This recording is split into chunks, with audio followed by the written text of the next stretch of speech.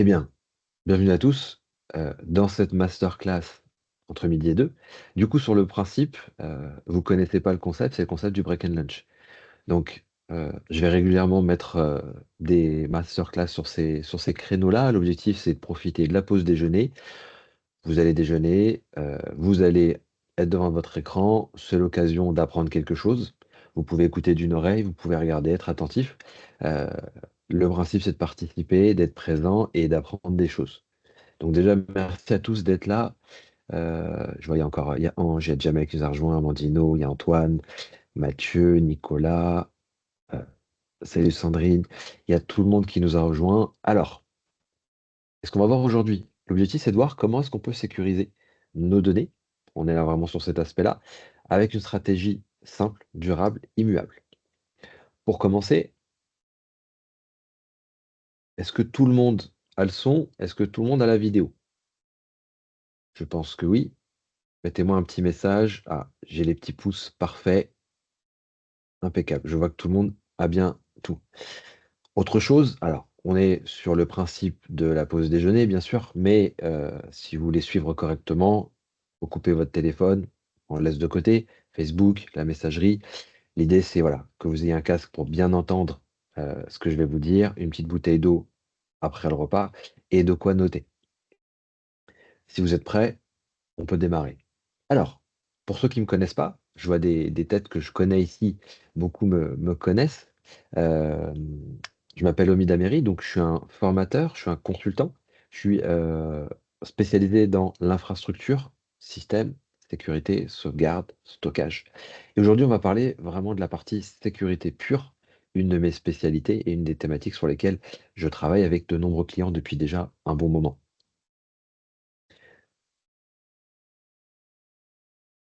Alors, comment est-ce que j'en suis arrivé là aujourd'hui devant vous? Eh bien, j'aide des entreprises depuis plusieurs années. J'ai fait de l'administration système, j'ai fait de l'ingénierie, j'ai fait de l'architecture, j'ai fait de l'audit, j'ai fait de la formation.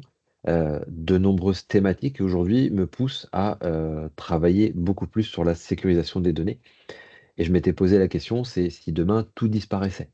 Et c'est avec cette question que je vois beaucoup d'entreprises qui ont des problématiques, qui perdent des données, qui ont des arrêts de production et qui n'arrivent pas à savoir comment repartir et comment remettre en fonction leur service.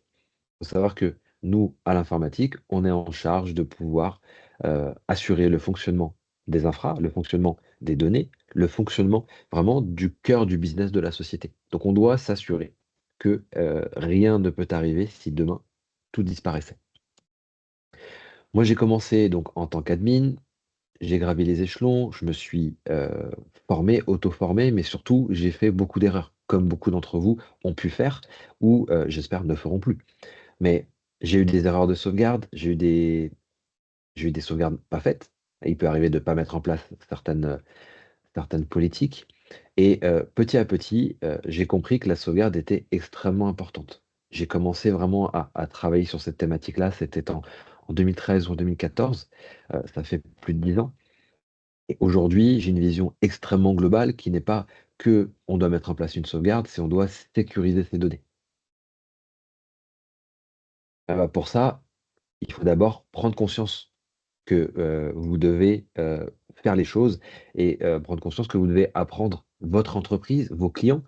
Certains d'entre vous sont indépendants, d'autres sont prestataires, euh, d'autres sont en salariat, d'autres sont même étudiants. Je pense qu'on a quelques étudiants parmi nous et vous êtes là pour apprendre. Donc l'apprentissage, c'est aussi une étape extrêmement importante pour ensuite pouvoir transformer votre manière de travailler, votre mindset et le service que vous allez apporter. Le service qui soit pour votre employé, pour votre client ou pour vos étudiants, c'est un service et vous devez être prêt à l'apporter.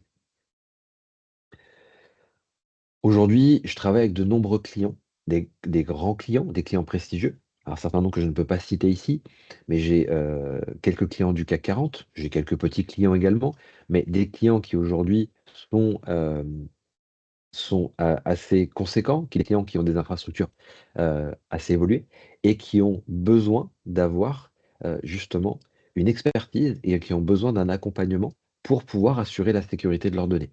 On ne parle pas de 1 ou 2 gigas de données. On parle de 1 ou 2 pétas de données. On parle de sites à l'international. On parle d'infrastructures conséquentes. En parlant de ça, je suis formateur. Donc ça fait plus de 10 ans, c'est presque 15 ans que je suis formateur. J'ai commencé en 2010. La formation, c'est quelque chose, qui m'a apporté énormément puisque pour être formateur, vous devez, également être compétent dans ce que vous faites. Vous devez travailler, vous devez comprendre et vous devez savoir comment le mettre en avant. Et vous êtes aujourd'hui les premiers à qui je l'annonce. Je suis fier d'annoncer que ma formation Vim Backup est aujourd'hui, mise en ligne sur le site d'Alform. Donc je pense que pour beaucoup d'entre vous qui êtes dans l'IT, vous connaissez le site, Alform, qui est aujourd'hui numéro 1 en termes de formation dans l'IT. Donc ma formation Vim Backup est aujourd'hui disponible auprès d'Alform. J'ai aussi de très bons retours de mes clients.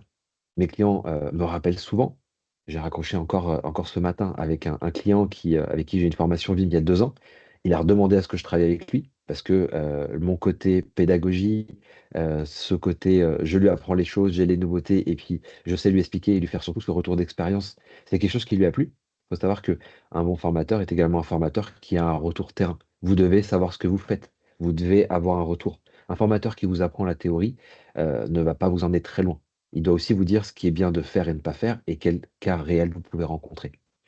Et tout ça, bah, je le partage au travers de mes formations, au travers de masterclass comme je fais avec vous aujourd'hui, et pour enseigner au plus d'entre vous. Donc maintenant, pourquoi vous êtes là aujourd'hui? Ben, aujourd'hui, vous êtes sur ce webinaire, donc c'est une masterclass gratuite, elle est accessible à tous. Vous êtes là aujourd'hui parce que vous n'avez pas forcément eu l'occasion de vous former, vous n'avez pas forcément le temps d'aller chercher l'information. Aujourd'hui, on a beaucoup d'informations, mais il est dur d'aller trouver la bonne. On a des vidéos, on a des tutos, on peut avoir des plateformes de formation, on a du e-learning, on a ChatGPT. Voilà, c'est compliqué d'aller chercher toutes ces informations un peu partout. Moi, je vais vous aider à identifier déjà les erreurs fatales. On va prendre un cas concret, vous allez voir, je vais vous mettre dans un scénario et vous allez pouvoir comprendre quelles erreurs vous pouvez être amené à, à avoir dans des cas concrets. On va travailler ensuite pour pouvoir sécuriser, mais non pas sécuriser simplement, mais sécuriser comme un pro. Vous devez vous mettre dans la peau d'une personne qui doit s'assurer que l'intégralité des données, l'intégralité des systèmes sont sécurisés, sont fonctionnels, et que si demain tout disparaissait, on n'aurait plus de problème. Et enfin, je vais vous donner les quelques clés sur comment agir. L'objectif, c'est pas seulement de vous donner les informations. Comme je vous disais, hein, je ne suis pas un formateur théorique. Je vais vous donner une théorie, bien entendu, mais ensuite je vais vous donner de la pratique avec des exemples concrets. L'idée, c'est que vous ayez des pistes pour savoir comment vous lancer et quoi faire. Et de vous dire, tiens, j'ai eu une réunion ce midi, vous en parlez à votre responsable tout à l'heure, il m'a donné deux, trois pistes, non, on n'a pas ça, ça, qu'est-ce que tu en penses? On pourrait aller là-dessus, et à vous ensuite de pousser et d'aller plus loin. Donc, comment est-ce qu'on évite les erreurs critiques? Eh bien, les erreurs critiques, on en a de nombreuses. On fait beaucoup d'erreurs. Ce qu'on va voir, c'est tout d'abord les erreurs fréquentes. Il faut que vous sachiez identifier les failles que vous avez dans vos stratégies de sauvegarde. Déjà, les stratégies de sauvegarde, beaucoup n'en ont pas. Les politiques de sauvegarde, j'en parle pas. Vous voyez, c'est des choses qui sont manquantes. Vous devez anticiper les scénarios catastrophes. C'est-à-dire que vous devez vous préparer et avoir des solutions qui soient préventives. Ça va planter, oui, c'est pas grave, j'ai une solution. Ce qu'on appelle une continuité d'activité ou une reprise d'activité. Vous devez avoir la stratégie 3-2-1. Alors, je vais revenir sur ce terme, 3-2-1, beaucoup en parlent, vous voyez des choses un peu partout, on parle de 3-2-1, mais dans le concret, c'est quoi? Comment ça fonctionne? On va y revenir. On doit parler d'immutabilité. Aujourd'hui, avec la montée en flèche des attaques de type ransomware, on ne peut pas avoir de solution qui ne soit pas immuable. On doit avoir ce type de solution et c'est pas extrêmement important, c'est que ça fait partie des prérequis de la sécurisation de vos données. Et enfin, comment vous mettez en pratique ces éléments-là? Bah, il faut que vous déployiez une sauvegarde qui soit vraiment sécurisée.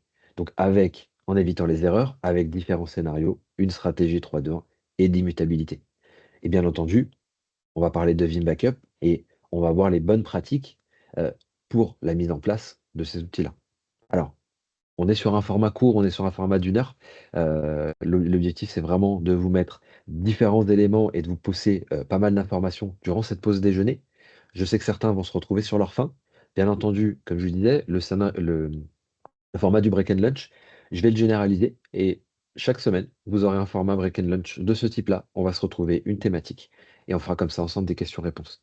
Maintenant, je suis accessible sur LinkedIn, j'ai ma chaîne YouTube. Certains m'ont déjà en contact. N'hésitez pas, je réponds aux questions, je ne mords pas. Je suis toujours disponible pour échanger avec ma communauté. Et ceux qui ne me suivent pas encore, eh ben, écoutez, rejoignez-moi et rejoignez ma communauté. Alors, on va commencer par une citation. Bill Gates, je pense que tout le monde connaît, le fondateur de Microsoft, il a dit une chose, c'est: les données sont une arme à double tranchant. Mal protégées, elles peuvent se retourner contre vous.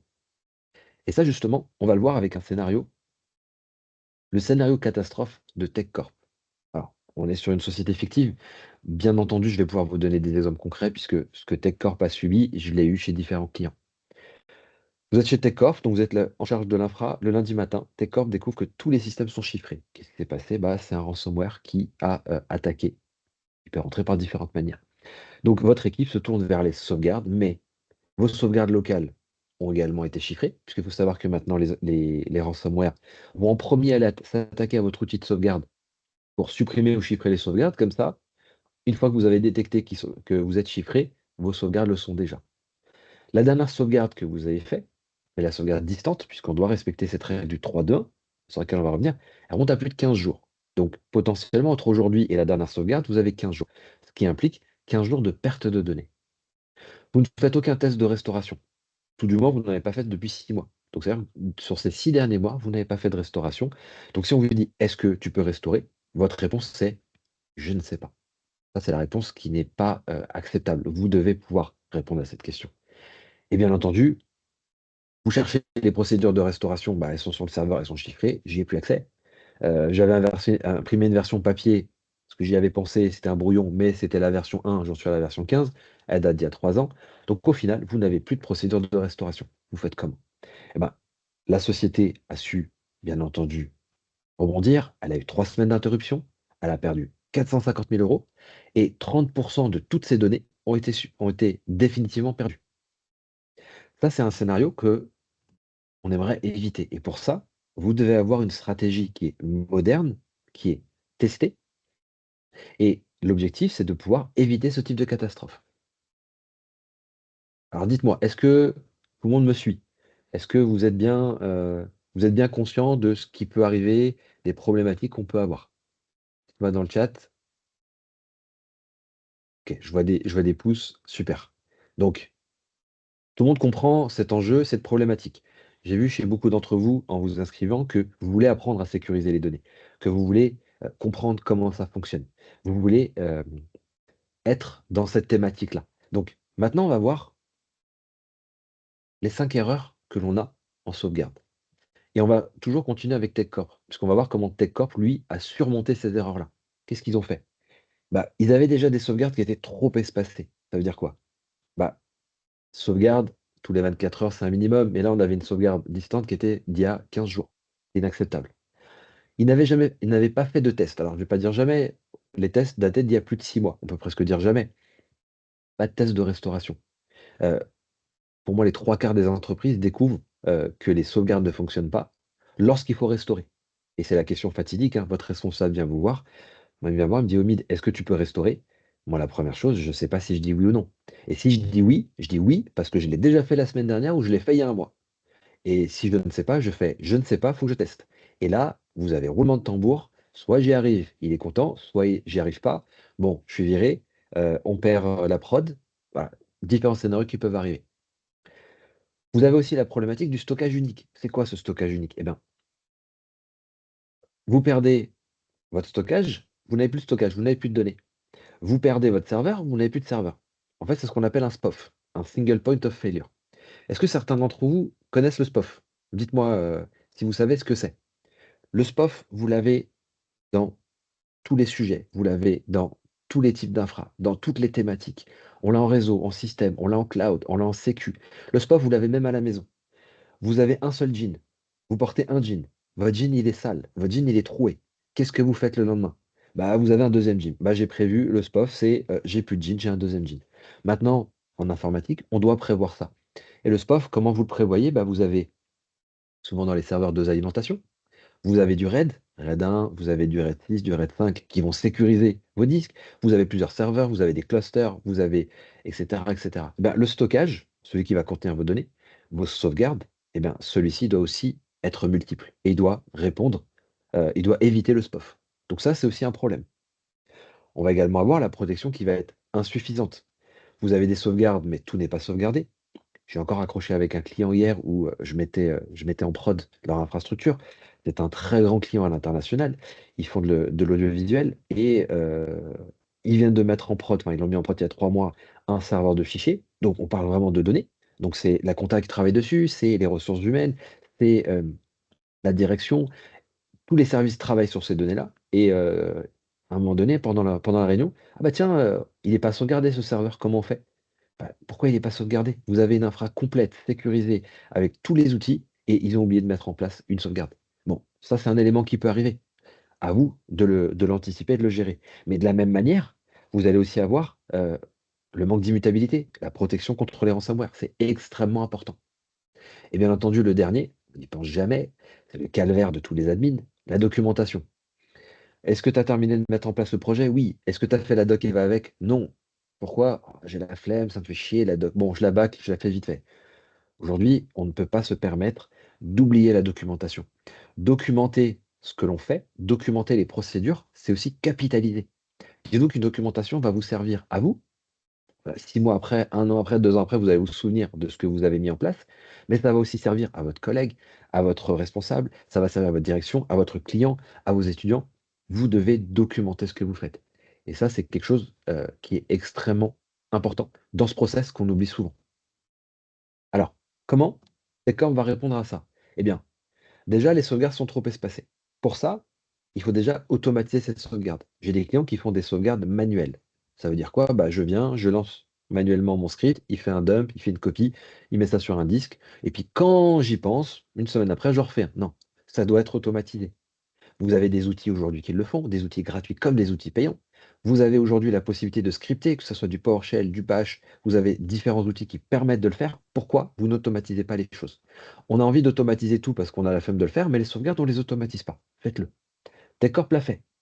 Ensuite, ils ont utilisé des outils robustes, des outils garantis, certifiés. Ils ont mis en place du Vim Backup. Vim aujourd'hui est leader dans la partie sauvegarde. Donc vous êtes garanti d'avoir, quelque chose qui fonctionne et qui va éviter justement l'erreur humaine. J'ai oublié de cliquer, j'ai mal cliqué, j'ai lancé le mauvais script, j'avais pas le bon login et cetera. Et derrière, eh bien, vous allez pouvoir mesurer le fait que ça fonctionne. Quand on dit mesurer, c'est de savoir que ça fonctionne. J'ai lancé une planification, je reçois une notification. Le job a tourné, je reçois une notif, job en réussite. C'est mesurable, je sais que ça a fonctionné. Et là, vous voyez, je dors sur mes 2 oreilles. J'ai eu le cas d'un client, j'avais des erreurs tous les matins. Et le client me disait dès le matin: «Quand tu arrives, je veux que tu gères», parce que l'infra était chaotique. On était en train de refaire l'infra, c'était compliqué. J'ai mis en place un script, fait maison. Ce script m'a permis d'avoir, le statut de toutes les sauvegardes. Donc moi, j'arrivais au bureau entre 8h30 et 9h. Ce script tournait à 8h. À 8h, je recevais une notif. Cette notif, je la recevais par mail. Je regardais, je voyais OK, OK, OK, je voyais erreur, erreur. Je savais déjà à quoi m'attendre et ce que je devais faire. Et vous savez quoi? Quand je voyais que tout était au vert, je montais même pas au bureau. J'allais me chercher un café. Je prenais mon café, je montais au bureau. Et le responsable me regardait: «Tu pris un café?» «Oui». «Alors, tout va bien?» «Oui, tout est OK». Et aucune alerte. Donc mesurer ce que vous avez, ce qui fonctionne et ce qui ne fonctionne pas, c'est aussi un élément important. La deuxième chose, c'est les tests. Alors, c'est compliqué de mettre en place des tests par manque de temps, par manque de ressources. Aujourd'hui, vous êtes tous pris dans vos activités, les journées ne sont pas à rallonge et on ne va pas rester, 2 heures de plus, le soir pour faire des tests de restauration. Ces tests, on les fait. Même sans le vouloir, on les fait. Comment? Bah, on a souvent des demandes de restauration. C'est-à-dire que les utilisateurs, nos clients vont nous demander: «Tiens, j'ai perdu telle ou telle donnée. Est-ce que tu peux restaurer? Est-ce que tu peux me remettre ce système en copie? Est-ce que tu peux me restaurer ça?» Donc fondamentalement, on arrive à tester nos restaurations par ce biais-là. Mais il est important de pouvoir mettre en place des tests de restauration, non pas seulement de restaurer les données, mais d'activer les données, de lancer et de valider que l'application qui est derrière se lance. Demain, vous avez votre système de téléphonie qui tombe. Votre système de téléphonie est sauvegardé. Vous restaurez, vous voyez que la VM démarre. OK, c'est bon, j'ai validé, ça fonctionne. Non, on doit valider que la VM démarre, qu'elle fonctionne et que le système de téléphonie reparte. Il faut non pas restaurer un système, mais restaurer le service qui est donné aux utilisateurs. Quand vous sauvegardez un système de téléphonie, c'est un service de téléphonie que vous fournissez à vos utilisateurs. Et qu'est-ce qu'ils ont fait, Tepcor? Eh ben, ils n'avaient aucune certitude de restauration puisqu'ils n'avaient aucun test. Ils ont mis en place des tests et derrière, ils ont une confiance dans la restauration. Et ça, pour certains, vous l'avez, on a ce qu'on appelle les commissaires aux comptes, les CAC, qui viennent une fois par an, qui auditent le fonctionnement de la société. Et dans ces fonctionnements, on vient souvent nous demander, donnez-moi un échantillon des tests de sauvegarde qui ont été faits. Et vous devez prouver que vous avez des restaurations qui étaient concluantes sur les 6 ou sur les 12 derniers mois. Si vous n'en faites pas, comment vous pouvez le prouver? Tout ça, bien entendu, il y a des outils qui le font et c'est possible de le mettre en place. Ce qu'on va voir après. La troisième erreur, on a parlé du stockage unique. Je vous ai parlé du fameux SPOF. J'ai vu que tout le monde est conscient de cette question du SPOF. Eh bien, le SPOF, c'est d'éviter d'avoir un seul point d'entrée, de pouvoir le multiplier. Eh bien, vous avez un stockage qui est local. Votre stockage, il peut être unique, il peut être double, il peut être sur 2 sites, donc avec comment dire? Une partie externalisation. Il peut être aussi sur du cloud. Maintenant, on va beaucoup vers du cloud et tout ça, ça m'amène à la règle du 3-2-1. Je vais faire ce petit laïus puisque je pense qu'il est important de revenir dessus.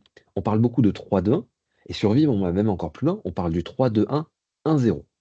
Le 3-2-1, alors dites-moi, qui connaît le 3-2-1? Dites-moi un peu, comment on est, aujourd'hui en termes de compréhension de ces technologies-là? Bon, je vois qu'il y en a qui connaissent. Bon, ça a l'air d'être plutôt connu. Alors, pour ceux qui ne connaissent pas, le 3-2-1, c'est une règle fondamentale. Vous concevez une infra de sauvegarde, vous concevez une politique de sauvegarde, vous réfléchissez 3-2-1. Je dois faire 3 copies de mes données, puisque je dois avoir 3 sauvegardes. Je dois avoir ces sauvegardes sur 2 supports différents. Quels sont ces 2 supports? Ce sont 2 supports différents. 2 disques durs, pas le même, un disque, un cloud, une bande, un cloud, et cetera. Et je dois avoir une copie qui est hors site, ce qu'on appelle une copie externalisée. Pourquoi? Si mon bâtiment prend feu, si ma salle informatique est endommagée, si je subis un vol, eh bien je dois pouvoir avoir mes données ailleurs. Si mon data center est corrompu, je dois pouvoir avoir les données ailleurs. Si mon pays est attaqué, aujourd'hui il y a de plus en plus de guerres partout, je dois pouvoir avoir mes données ailleurs.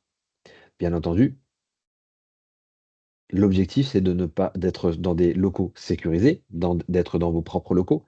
On a souvent, j'ai eu, dernièrement avec le SDIS 88, qui est le service de sécurité, des pompiers.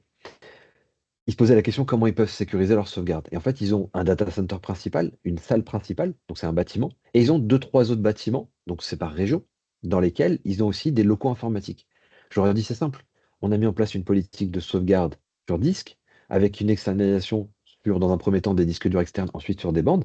Et on avait une personne qui, tous les jours ou toutes les semaines, prenait un de ces médias et allait le déposer dans un coffre qui était dans un autre site, à une trentaine, cinquantaine de kilomètres. Et en cas de problème, ils avaient des données ailleurs.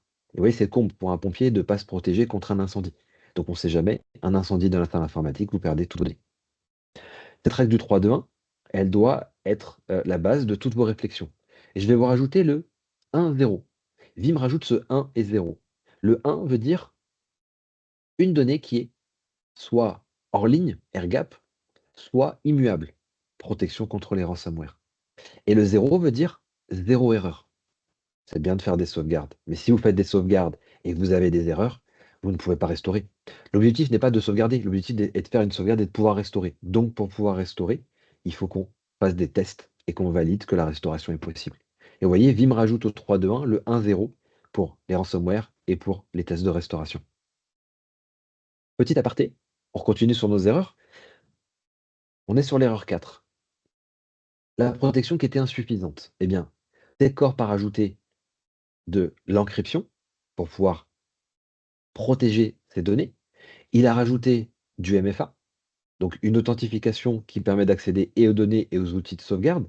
Et ils ont mis surtout une surveillance de leurs outils, une surveillance proactive.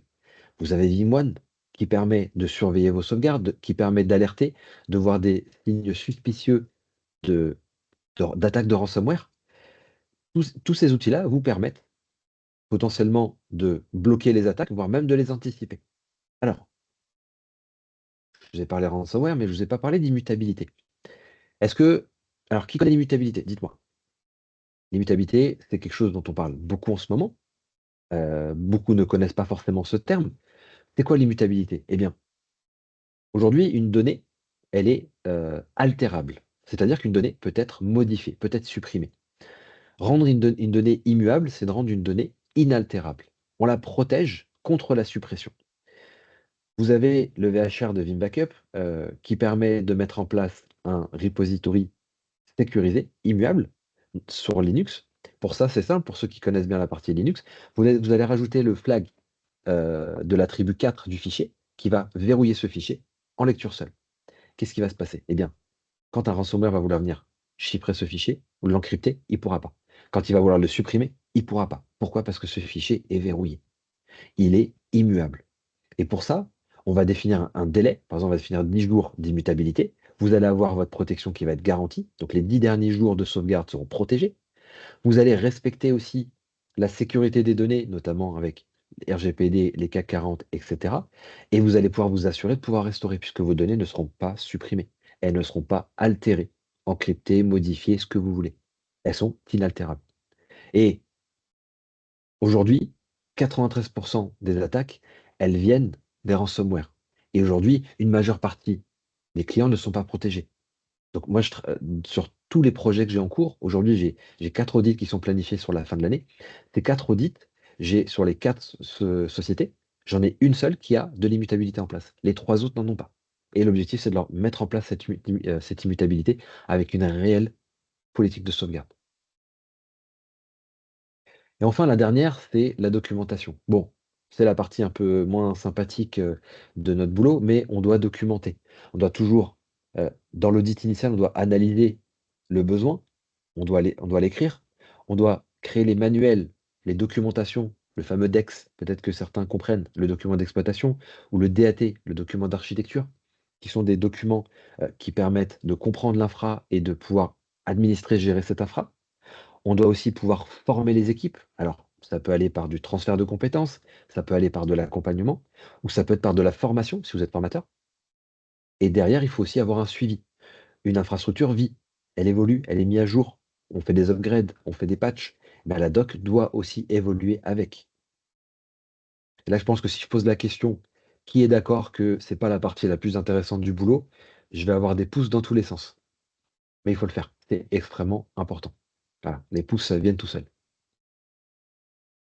Alors, maintenant qu'on a vu un peu comment est-ce que Descorp a corrigé cet aspect-là, je vous ai mis des étapes essentielles pour cette mise en place. Vous devez d'abord auditer ce que vous avez. Vous devez savoir qu'est-ce que vous avez, quelles sont les données, qu'est-ce que je sauvegarde, ou comment, quelle rétention, et notamment les questions de RPO et de RTO. Combien je garde et en combien de temps je restaure. Ensuite, vous allez définir, vous allez concevoir votre architecture. Vous allez penser 3-2-1 avec le 1-0. Vous allez penser à qu'est-ce que je sauvegarde, quelle politique, en local, je fais de la réplication, j'externalise, je stocke dans le cloud, j'encrypte, je rends immuable. Tous ces éléments-là, vous les concevez. Et suite à ça, vous allez ensuite aller acquérir les éléments nécessaires pour ensuite déployer votre solution. Dans le déploiement, vous allez respecter également les règles de sécurité qui sont standards. On va parler de réseau, on va parler de VLAN, on va parler d'authentification, on va parler de MFA, on va parler de compte de service, de délégation, de modèle airbag. Voilà, différents éléments qui sont des éléments vraiment d'un aspect sécurité globale. Vous allez automatiser votre partie sauvegarde. Vous n'allez pas être là tous les jours à venir cliquer, lance la sauvegarde. Non, vous avez d'autres choses à faire. Par contre, vous devez la surveiller. Vous devez monitorer vos sauvegardes. Vous devez savoir. J'ai un client, je l'ai contacté, au mois de début septembre, à la rentrée. Je lui ai dit: «Écoutez, est-ce qu'on peut continuer et terminer la mise en prod du deuxième site?» «OK». Je me connecte et je vois que le premier site est KO. Qu'est-ce qui se passe? Je regarde depuis, juillet, les sauvegardes ne tournent plus. Ça fait 2 mois qu'il n'y a plus de sauvegarde. Je préviens le client me dit: «Ah, je savais pas». On demande à la personne en charge: «Ah, je savais pas». «Vous avez du monitoring?» «Non». «Vous regardez les mails?» «Non». Ça fait 2 mois que l'usine est à l'arrêt, enfin, l'usine est pas à l'arrêt, mais que l'usine peut être à l'arrêt. Vous perdez les données de cette usine, vous perdez vos plans, vous perdez vos automatisations, vous perdez les fonctionnements, vous perdez même, ils perdent leurs commandes, ils perdent tout. ce qui permet de faire tourner cette usine. Et vous voyez, le client n'était pas averti, lui-même en interne ne savait pas. Pourquoi? Parce qu'il n'avait pas mis en place de surveillance. C'est quelque chose de très basique. Derrière, vous devez anticiper et prévoir des tests. C'est important. C'est fastidieux, on n'a pas le temps, c'est chiant. Bon, on peut le faire entre midi et deux quand on n'est pas sur une masterclass. En mangeant, on fait un test de restauration. Voilà. Mais vous devez valider que vos sauvegardes fonctionnent. On a des outils aussi qui permettent de le faire automatiquement. Et bien entendu, la dernière partie que Nicolas adore, je confirme, la documentation. Vous devez créer des procédures vraiment adaptées pour toutes les situations. Comment on fait pour restaurer? Comment on fait pour upgrader? Comment on fait en cas de reprise d'activité? Comment on fait quand ça plante? Etc. etc.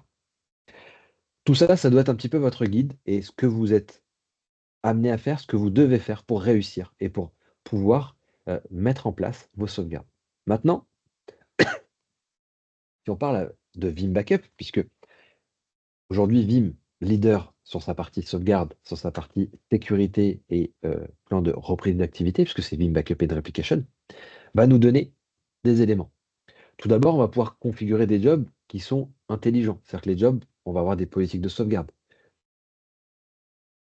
Alors, question de Fabien, on peut automatiser avec l'IA. Vim, depuis la 12.3, intègre aussi des moteurs IA et notamment intègre aussi des mécanismes qui vont lui permettre d'anticiper et de se prémunir de potentielles attaques de ransomware. Et pour ça, on va aller avec Vim1. Vim1 va nous permettre qui est un outil tiers de la suite Vim Backup and Replication, va nous permettre de pouvoir travailler dessus, avoir des actions simples. Je vous donne un exemple très simple, hein. Les snapshots. Alors, je ne vais pas faire l'apologie des snapshots. Aujourd'hui, un snapshot n'est pas une sauvegarde. On en débattra plus tard, mais jusque-là, personne n'a su me dire le contraire. Eh bien, des gens font des snapshots pour des sauvegardes. Sauf qu'un snapshot va doubler les I/O du disque, va ralentir les performances de votre machine virtuelle, va mettre à risque les performances des autres machines, donc va mettre à risque votre infrastructure, et va aussi augmenter de manière significative l'espace de stockage qui est utilisé, et mettre à risque également votre stockage. Donc Vim1 permet d'identifier ces points, de les notifier, et en cas de non-réponse, automatiquement d'agir. Et agir comment? Bah, automatiquement supprimons le snapshot. Et c'est des automatisations qui rentrent dans un outil, et l'IA commence à rentrer aussi dans ces outils-là pour travailler sur qu'est-ce qu'on peut faire ou non. Maintenant, vous avez également Vim qui peut s'interfacer avec d'autres outils, avec énormément d'outils, j'ai envie de vous dire. Vous pouvez avoir dans votre console de vCenter directement l'affichage de quel backup est fait, pas fait, etc. Et après, je dirais que c'est votre imagination sur ce que vous voulez automatiser. Mais déjà, mettez en place du Vim, mettez en place des sauvegardes, mettez en place des jobs qui sont intelligents, mettez en place des sauvegardes incrémentales. Assurez-vous de configurer correctement ces jobs. Suivez ces jobs. Les jobs tournent chaque semaine, mais la source qui est sauvegardée change. Donc vous devez aussi analyser ces jobs et vous dire, tiens, c'est bizarre. Semaine dernière, il a duré 1 heure. Cette semaine, il dure 5 heures. Qu'est-ce qui s'est passé? Et à vous après de travailler sur la dédupe, la compression, sur la charge des systèmes, etc. Vous devez surveiller. C'est ce que je vous disais juste là. Pour surveiller, qu'est-ce qu'on doit faire? Bah, vous prenez un Vim1 qui va vous gérer le monitoring, l'alerting, qui va vous détecter les anomalies et qui va pouvoir vous notifier. Aujourd'hui, un Vim1, il est capable de vous notifier par mail, il est capable de vous notifier avec différentes plateformes par SMS, sur un WhatsApp, il vous envoie directement un Teams. Vous avez un Teams d'équipe qui arrive, alerte, on a une erreur, c'est Vim1 qui me dit que Vim est HS. Et Vim1, il est aussi capable de me remplacer un Nagios, un Centréon, et de me gérer aussi les problématiques que j'ai au niveau de l'infra. Oui, on peut aller très loin. Ça, c'est le b.a-ba, l'immutabilité. Aujourd'hui, si vous n'avez pas les moyens de partir sur des solutions du type Object First, qui font de l'immutabilité avec des boîtiers en, de type bucket au format S3, ou si vous n'avez pas les moyens d'aller vers de l'hexagrid avec l'immutabilité, aujourd'hui, vous pouvez monter ce qu'on appelle un VHR, un Vim Hardened Repository. Prenez un système, vous mettez un Linux, vous le configurez, et vous avez un système sécurisé et protégé contre les ransomware. C'est pas compliqué à mettre en place, ça se fait très facilement. euh, c'est à la portée de tout le monde, il faut le savoir, il faut le mettre en œuvre. Et c'est quelque chose qui peut protéger vos données. Pareil, la restauration automatisée, les tests de restauration automatisés, Sure Backup, un licence qui est fournie par Vim Backup. Cet outil vous permet quoi? Cet outil vous permet de pouvoir tester vos restaurations, vous permet de pouvoir valider le fonctionnement de vos outils et vous permet derrière d'avoir, d'aller plus loin. Ensuite, bien entendu, il va falloir externaliser. Pour externaliser, qu'est-ce qu'on fait? Eh bien, on va faire de la réplication vers le cloud.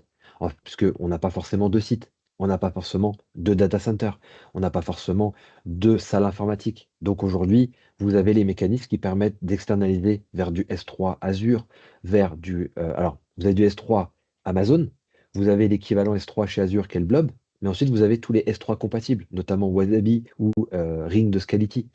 Tous ces outils-là permettent de externaliser et de répondre au 3-2-1 et au 1-0. Élément extrêmement important. Alors, je regarde le temps en même temps. Est-ce que vous êtes encore avec moi? Je vois qu'il y a encore du monde de connecté.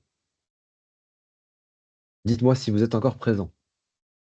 Yes, je vois qu'il y a du monde. Parfait. Alors, je vais vous proposer un petit jeu. L'idée, c'est de voir un petit peu où est-ce que vous en êtes.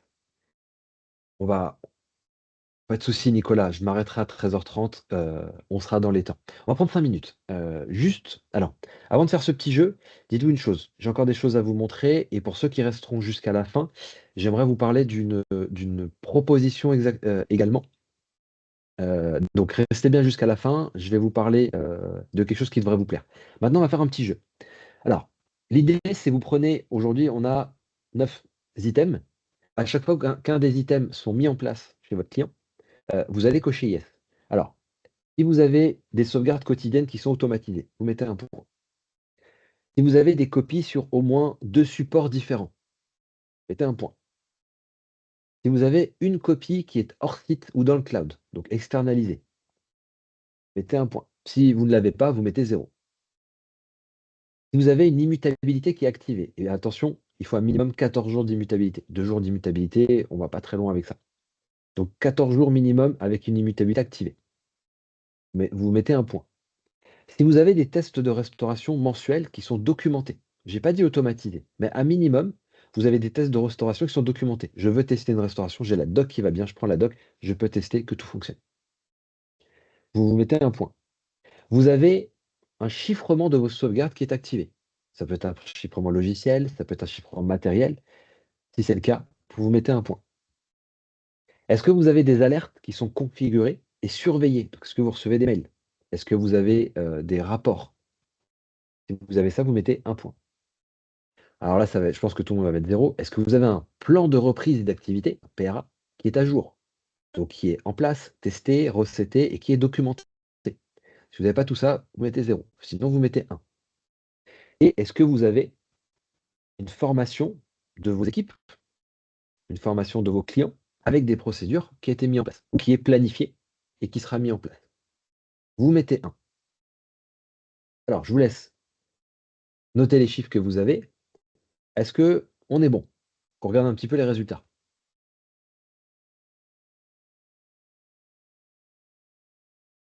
Bruno qui a 4. Alors, Gino aussi. Alors, on va analyser ces résultats. Dites-vous que si vous avez entre 7 et 9 points, vous avez une excellente protection. Aujourd'hui, vous avez de quoi être content à ce niveau-là. Si vous avez entre 4 et 6 points, je vois que c'est le cas de certains d'entre vous, des améliorations sont nécessaires au niveau de votre infra. Si par contre, vous êtes entre 0 et 3 points, là, votre situation, elle est vraiment à risque, voire même elle est critique. C'est-à-dire que vous devez faire le nécessaire pour remédier à ça. Donc ce petit jeu, c'était pour vous ouvrir un petit peu l'esprit et pour vous faire comprendre que ces quelques points que j'ai abordés, ce sont des points qui sont extrêmement importants. C'est des points qui sont, nécessaires pour sécuriser vos données et vous devez avoir ces outils-là, vous devez avoir ces mécanismes pour y arriver.